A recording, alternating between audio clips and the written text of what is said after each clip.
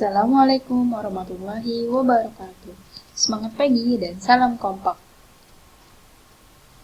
Pada kesempatan kali ini, kita akan belajar terkait mengoperasikan aplikasi komputer akuntansi. Dalam hal ini adalah Accurate 5 untuk mengerjakan siklus akuntansi perusahaan manufaktur. Sebelumnya, kita pahami dulu secara singkat terkait kegiatan dari perusahaan manufaktur dan bagaimana akuntansi di perusahaan manufaktur.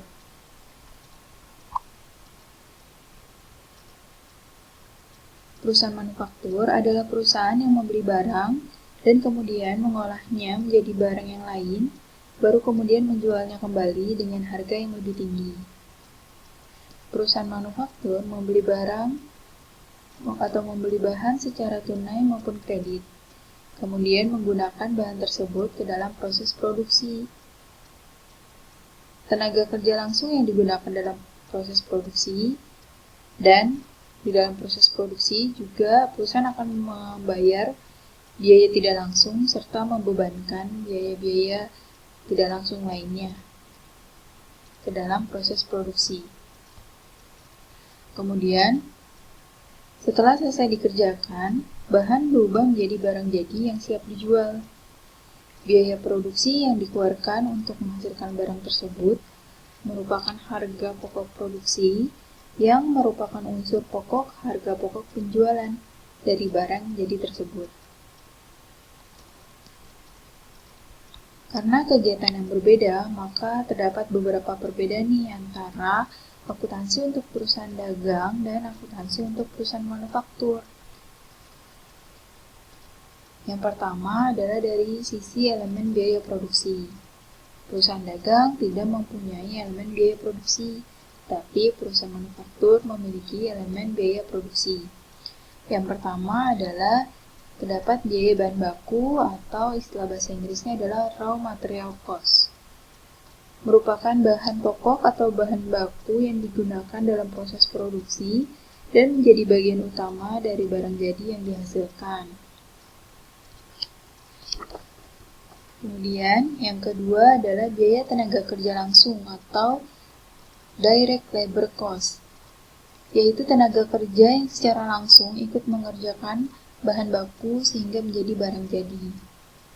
Kemudian, biaya overhead pabrik atau factory overhead cost, yaitu biaya-biaya produksi selain dari biaya bahan baku dan biaya tenaga kerja langsung. Biaya ini tidak dapat dihubungkan secara langsung dengan barang yang dihasilkan.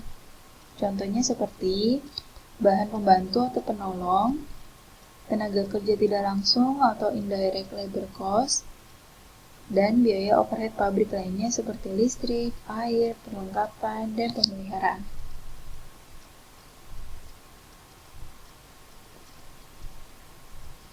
Kemudian, selain elemen biaya produksi, persediaan dalam siklus akuntansi perusahaan manufaktur juga memiliki 3 jenis persediaan.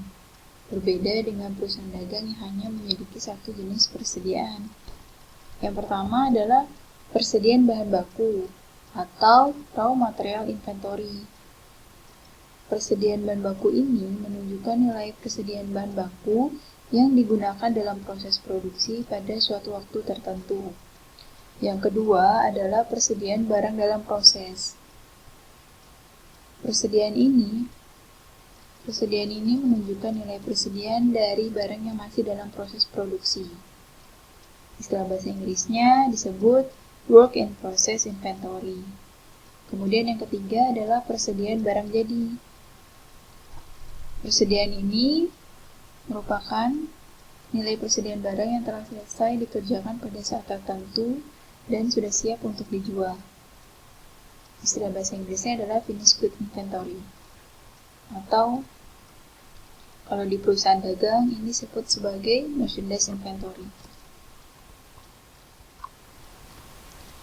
Kemudian, tahapan pekerjaan siklus akuntansi perusahaan manufaktur yang menggunakan aplikasi Accurate 5 umumnya sama dengan menggunakan aplikasi yang lain. Biasanya terdiri dari pertama membuat database baru dulu, Kemudian kedua, melakukan setup awal database. Dua kegiatan ini dilakukan satu kali di awal saja, jadi tidak berulang. Kemudian berikutnya setelah men-setup database, kemudian baru database bisa di-entry dengan transaksi-transaksi harian, kemudian di-entry transaksi penyesuaian, dan mencetak laporan keuangan. Serta juga jangan lupa untuk melakukan backup file database. Dari mulai entry sampai database, ini dilakukan secara rutin.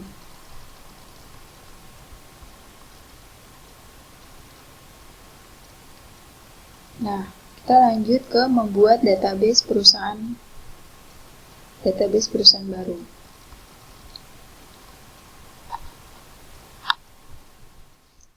Sebelum kita mempraktekkan cara membuat database perusahaan baru, alangkah lebih baik kita memahami dulu terkait kasus perusahaan manufaktur yang akan kita buat database-nya. Di sini ada kasus perusahaan manufaktur, nama perusahaannya adalah Pabrik Tempe Sejahtera yang beralamat di Jalan Dato, Jakarta Timur. Pemiliknya Tuan Setiawan. Kemudian Tuan Setiawan ini mulai beralih menggunakan dari pencatatan akuntansi secara manual ke dalam pindah ke pencatatan secara komputer itu dimulai per 31 Agustus 2019. Oleh karena itu, tanggal 31 Agustus 2019 ini menjadi tanggal mulai tutup buku yang akan kita input di aplikasi Accurate 5. Jadi, ini merupakan tanggal peralihan dari pencatatan siklus akuntansi manual ke dalam siklus akuntansi secara komputerisasi. Kemudian tahun fiskalnya atau tahun pajaknya adalah tahun 2019. Kemudian bidang usahanya, Pabrik Tempe Sejahtera adalah sebuah perusahaan manufaktur yang didirikan di Jakarta, khususnya Jakarta Timur yang bergerak di bidang akuntansi, bergerak di bidang produksi tempe dan penjualan tempe. Ada informasi kebijakan akuntansi. Yang pertama, di bagian umum, periode akuntansinya tahunan dari mulai 1 Januari sampai 31 Desember, dibagi dalam 12 periode bulan, kemudian menggunakan pencatatan jurnal khusus dan jurnal umum, disusun laporan keuangan bulanan setiap akhir bulan, kemudian mata uang yang digunakan adalah rupiah atau single currency. Bagian 2, pemberian bahan baku dan bahan penolong. Pemberian bahan baku perusahaan berupa kedelai dan ragi dibeli dari supplier bernama Haji Udin, sedangkan bahan penolongnya dibeli dari supplier Bapak Rahmat. Pembelian dilakukan dengan cara tunai dan kredit. Pembelian tidak diperhitungkan PPN masukan, karena hal ini sesuai dengan ketentuan perpajakan bahwa tempe termasuk ke dalam kelompok barang kebutuhan pokok yang sangat dibutuhkan oleh masyarakat sehingga tidak dikenakan PPN. Kemudian, pembelian bahan baku dan bahan penolong dilakukan setiap minggunya. Termin pembayaran dalam transaksi pembelian kredit yaitu adalah N/30 atau jatuh tempo pembayaran utang adalah 30 hari setelah tanggal transaksi dan tidak mendapat diskon. Kemudian, untuk penjualan barang jadi, tempe yang diproduksi dijual di beberapa pasar secara tunai dan juga ke beberapa konsumen tetap yang khusus diberikan secara kredit kepada 4 customer, yaitu Tuan Zulkifli, Tuan Satria, Tuan Ibnu, dan Tuan Yusi. Termin pelunasan penjualan kredit yaitu N/30 atau jatuh temponya adalah 30 hari setelah tanggal transaksi penjualan. Penjualan tidak diperhitungkan PPN keluaran karena sama seperti transaksi pembelian, sesuai dengan ketentuan pajak bahwa tempe termasuk bahan kebutuhan pokok sehingga tidak dikenakan PPN. Kemudian untuk bagian produksi, sistem pengumpulan biaya produksi yang digunakan adalah sistem biaya proses atau proses costing.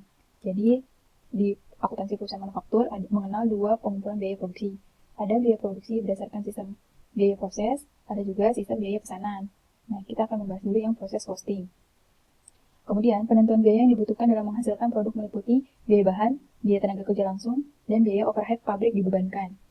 Artinya dibebankan, ini baru perkiraan biaya overhead yang akan terjadi. Nanti di akhir akan ketemu biaya overhead pabrik yang sesungguhnya yang real dikeluarkan biayanya. Kemudian, biaya-biaya yang terjadi selain biaya bahan dan tenaga kerja dalam kegiatan produksi dicatat dalam biaya overhead pabrik sesungguhnya. Kemudian, perbedaan biaya overhead pabrik dibebankan atau yang diperkirakan sebelumnya dengan biaya overhead pabrik sesungguhnya atau biaya yang benar-benar keluar atau terjadi setiap akhir bulan akan dicatat sebagai selisih biaya produksi atau varians.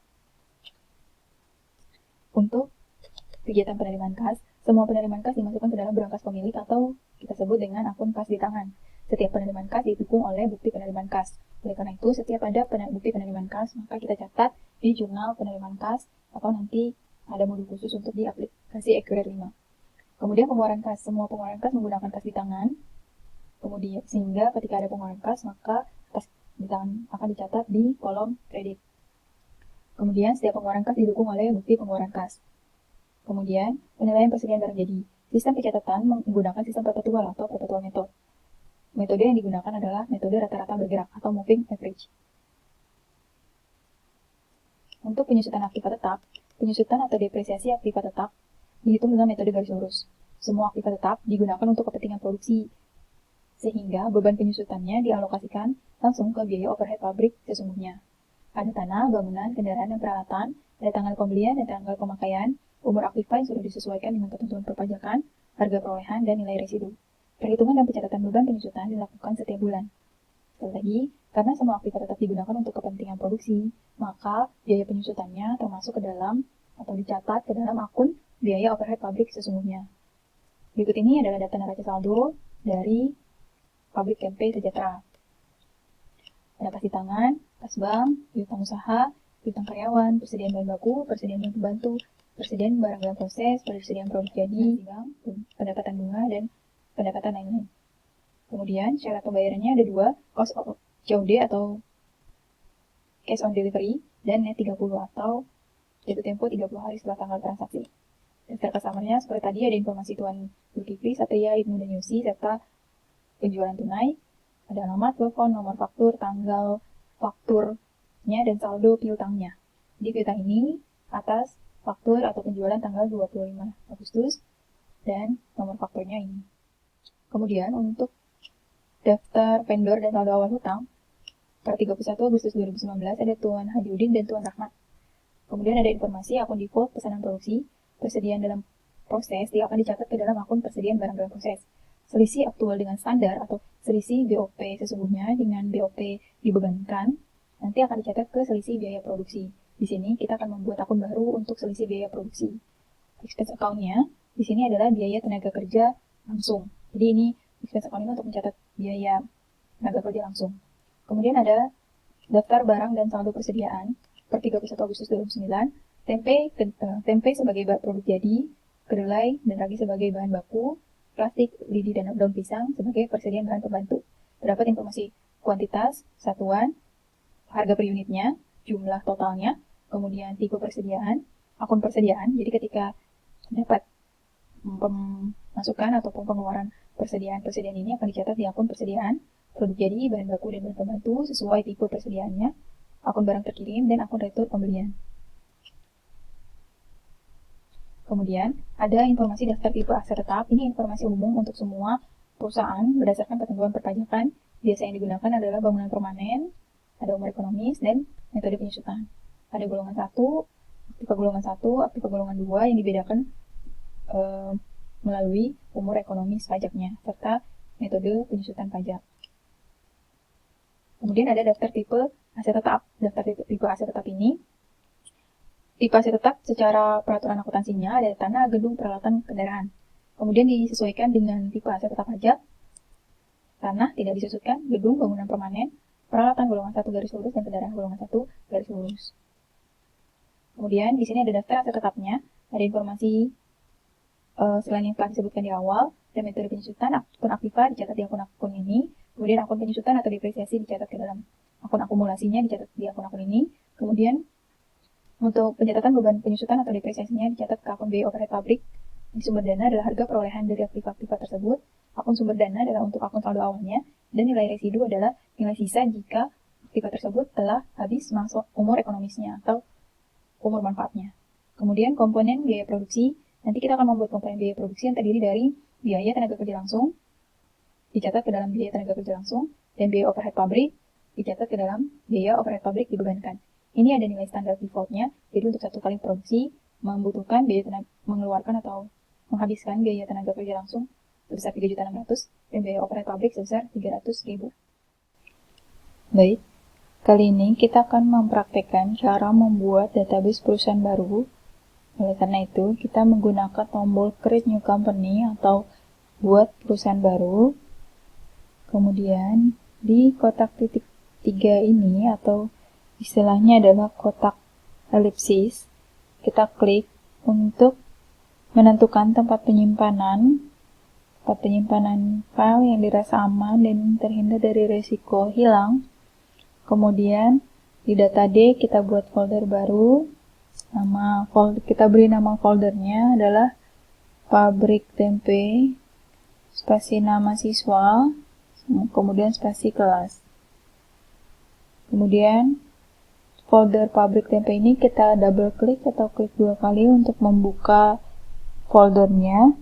Kemudian di dalam folder ini kita buat nama filenya sama, pabrik tempe, spasi nama siswa, kemudian spasi kelas.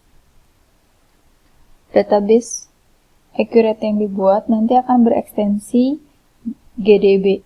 Jadi file yang belakangnya ekstensinya ada GDB, dia merupakan file database dari Accurate. Kalau sudah, klik tombol Create, kemudian klik tombol OK.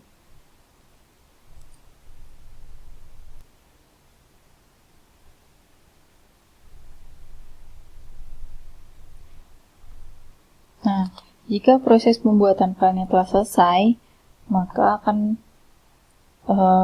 muncul jendela login. User ID-nya adalah supervisor dan passwordnya juga sama, supervisor. Kita bisa ketik atau kita bisa copy paste dari supervisor yang sudah terketik di kotak user ID. Default usernya dan passwordnya adalah supervisor. Kalau sudah, klik OK. Baik, demikianlah langkah membuat database perusahaan baru. Selanjutnya atau pada pertemuan berikutnya kita akan mempraktekkan terkait cara melakukan setup awal database. Terima kasih telah belajar bersama Ibu Juan. Assalamualaikum warahmatullahi wabarakatuh.